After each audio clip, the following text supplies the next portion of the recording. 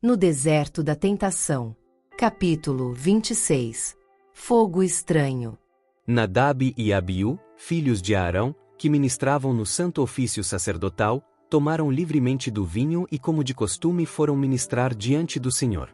Os sacerdotes que queimavam incenso diante do Senhor deveriam fazer uso do fogo que Deus acendera, o qual ardia de dia e de noite, sem que nunca se extinguisse.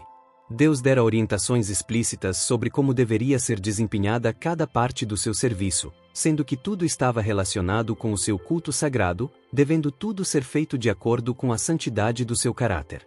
Qualquer desvio da orientação expressa de Deus, relacionada com o seu serviço, seria punido com a morte. Nenhum sacrifício seria aceito por Deus se não fosse salgado ou temperado com o fogo divino, o qual representa a comunicação entre Deus e o homem, que foi aberta unicamente através de Cristo. O fogo sagrado que era colocado sobre o incenso ardia perpetuamente. Enquanto o povo de Deus estava do lado de fora, em fervorosas orações, o incenso aceso pelo fogo sagrado acendia diante de Deus, misturado com suas orações. Este incenso era emblema da mediação de Cristo.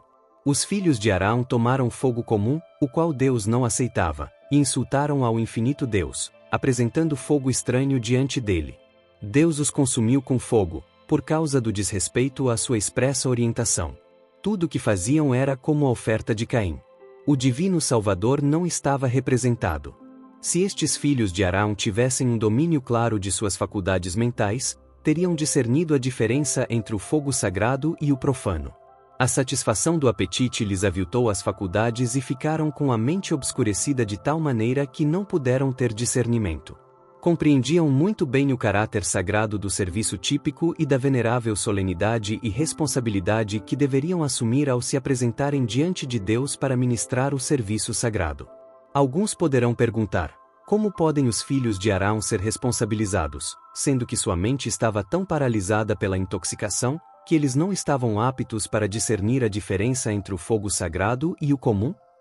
Quando levaram o copo aos lábios, tornaram-se responsáveis por todos os atos cometidos enquanto estavam sob a influência do vinho. A condescendência com o apetite custou a vida àqueles sacerdotes. Deus proíbe expressamente o uso do vinho, que tem influência para rebaixar o intelecto. Falou também o Senhor a Arão, dizendo: vinho nem bebida forte tu e teus filhos não bebereis, quando entrardes na tenda da congregação, para que não morrais. Estatuto perpétuo será isso entre as vossas gerações, para fazerdes diferença entre o santo e o profano e entre o imundo e o limpo, e para ensinardes aos filhos de Israel todos os estatutos que o Senhor lhes tem falado por intermédio de Moisés.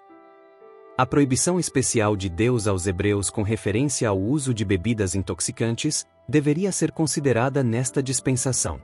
Muitos, porém, que estão em alta posição de responsabilidade em nosso país, em muitos casos acham-se escravizados pelas bebidas alcoólicas e pelo fumo. Jurados em nossas cortes, cujo veredicto decide pela culpa ou inocência de seus semelhantes, muitos deles são consumidores de bebidas alcoólicas e estão inebriados pelo fumo. Enquanto se acham sob esta influência que anuvia o intelecto e avilta a alma, dão o seu veredicto sobre a liberdade e a vida de seus semelhantes. Os julgamentos pervertidos em muitos casos claros de punição, dos maiores criminosos, conforme requer a segurança da sociedade, deveriam receber a penalidade total da lei que violaram. Os homens que estão legislando e os que executam as leis do nosso governo enquanto violam as leis do seu ser em apetites desordenados que entorpecem e paralisam o intelecto, não estão em condições de decidir o destino dos seus semelhantes. Os que sentem a necessidade de conservar a alma, o corpo e o espírito em conformidade com a lei natural, com o objetivo de preservar o equilíbrio de suas faculdades mentais, só estes estão em condições de decidir questões importantes consoante a execução da lei de nossa terra. Este era o pensamento de Deus ao decretar aos hebreus que o vinho não deveria ser usado por aqueles que ministravam o santo ofício. Aqui temos as claríssimas orientações de Deus e suas razões para proibir o uso do vinho, que o seu poder de discriminação e discernimento deveria ser claro e inconfundível, que o seu juízo deveria ser correto e sempre apto a discernir entre o puro e o imundo. É dado outro motivo de grande importância para que eles se abstivessem também de qualquer coisa que pudesse intoxicar. Isto requeria o uso perfeito de uma razão lúcida para apresentar aos filhos de Israel todos os estatutos que Deus lhes ordenara. Qualquer alimento ou bebida que desqualifique as faculdades mentais para um viver saudável e ativo exercício é um pecado agravante à vista de Deus. Especialmente é este o caso daqueles que ministram as coisas sagradas e que deveriam em todo o tempo ser exemplos para o povo e estar em condições de instruí-los. Embora tenham diante de si este impressionante exemplo, alguns professos cristãos profanam a casa de Deus com a respiração poluída pela fumaça do fumo e pela bebida alcoólica. Às vezes as escarradeiras estão cheias de saliva expelida e de pedaços de fumo. A exalação emanada constantemente destes receptáculos poluem a atmosfera. Homens que professam ser cristãos ajoelham-se para adorar a Deus e se atrevem a dirigir-lhe oração com os lábios manchados pelo fumo, enquanto seus nervos, meio paralisados, tremem pelo uso exaustivo deste poderoso narcótico. Esta é a devoção que oferecem a um Deus santo, que odeia o pecado. Pastores em sua sagrada posição, com a boca e os lábios contaminados, atrevem-se a tomar a sagrada palavra de Deus em seus poluídos lábios. Pensam que Deus não percebe sua pecaminosa condescendência. Visto como se não executa logo a sentença sobre a má obra, o coração dos filhos dos homens está inteiramente disposto a praticar o mal. Deus não aceitará um sacrifício das mãos daqueles que assim poluem a si mesmos, oferecendo um incenso de fumo e de bebidas alcoólicas, caso contrário teria aceito a oferta dos filhos de Arão que ofereceram incenso com fogo estranho. Deus não mudou. Ele é agora tão minucioso e exato em suas exigências, como foi nos dias de Moisés.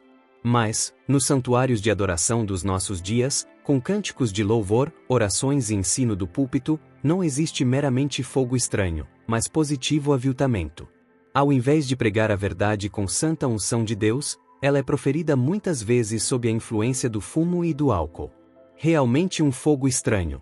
A verdade bíblica e a santidade da Bíblia são apresentadas ao povo, e orações são oferecidas a Deus, misturadas com o mau cheiro do fumo.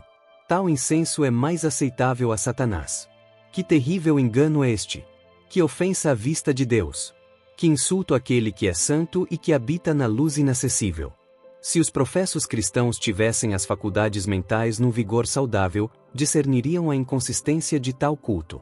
Com Nadab e Abiú, suas sensibilidades acham-se tão embotadas que não fazem diferença entre o sagrado e o profano.